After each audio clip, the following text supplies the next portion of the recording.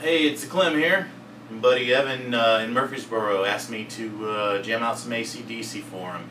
He and his buddies are just getting started on guitar, so I thought this would be a great song for somebody that's a beginner. Learn a few chords, and I know when you're taking lessons and your teacher's saying that's necessary to do that, but at the same time I know how it is just to want to go.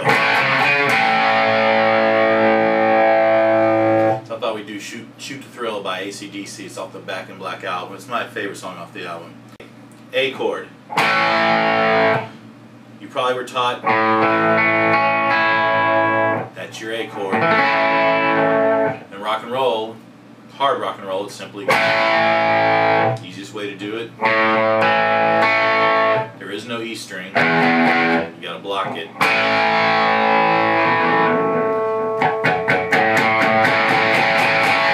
That's just a 3-note chord. Starts off with Angus Young doing a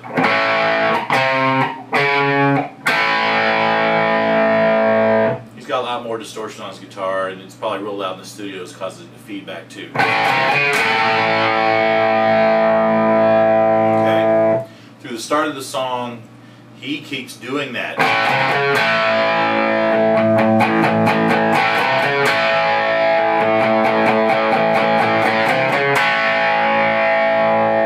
Okay, the main part of the song is actually played by his brother. If you split this song, if you have a balance control left and right on your stereo or your playback, you can hear each person's playing a slightly different part. And so Malcolm Young tends to have more of a clean guitar sound, and he's simply doing the chord part. It's based on G and D chords on top of an A note.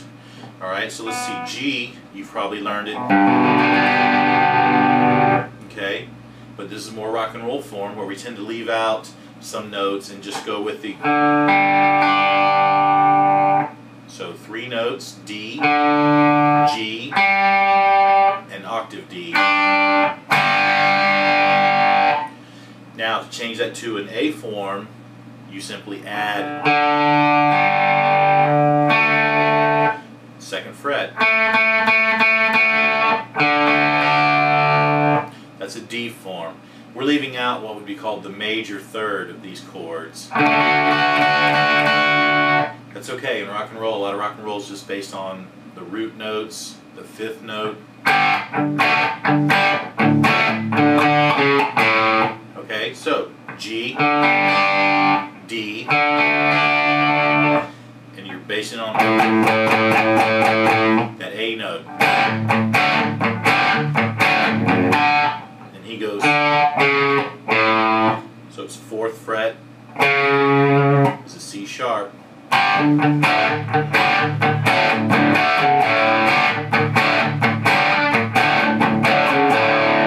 That's what Malcolm Young plays through the whole song. Angus is actually, when he finally gets away from it, then he starts doing a similar thing, but he just goes chords D, A.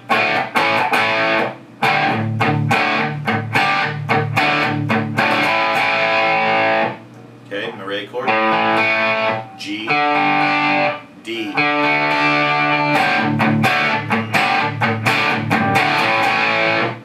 C chord, you probably learned it. Nice sounding chord on an acoustic guitar or on a clean electric. G. Okay, in rock and roll, we simply just do bar chords. Okay, so as a beginner, you have to learn those, because almost anything you would play in any style of music is going to have bar chords. So let's see, what is a bar chord? Alright, let's go to G. You might have learned E major. Let's play it this way. Where your index finger is open, let's slide it up to F. Okay? That is called the bar. That's called the bar there. It acts as the nut on a normal guitar. So that's F. Let's go back to E. Let's go up to G.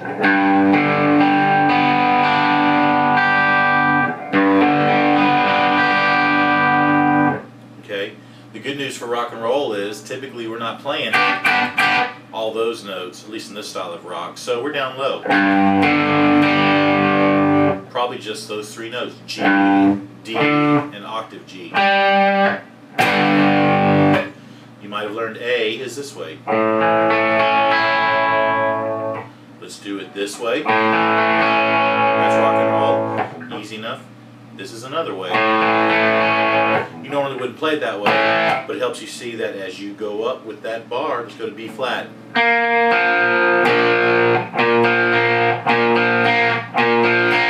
Don't play the F unless you mean to.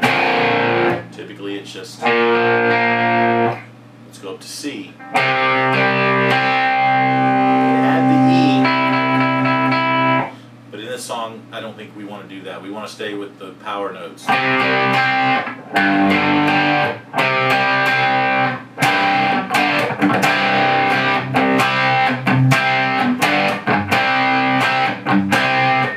We slide up to D. That's now the 5th fret here. Down to A. You soon learn to memorize that. Your index finger tells you what note you're on. C, D, E. Okay.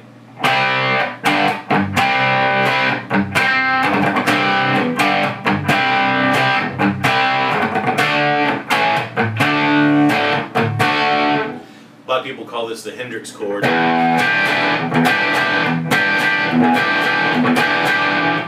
It's a little hard in the sense of you either have to block a note, so the chord would be E, octave E.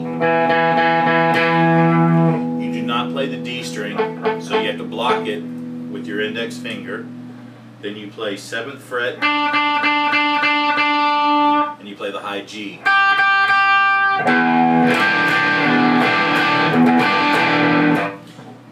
If you can manage to do it this way, I like the way this one sounds, and you don't have to block a note. So now your notes are E, E, 7th fret, G, 5th fret, D on the 7th fret, and the high G.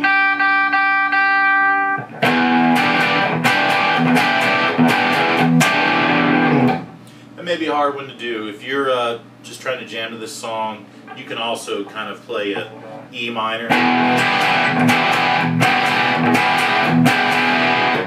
But we want to learn to do songs the correct way, so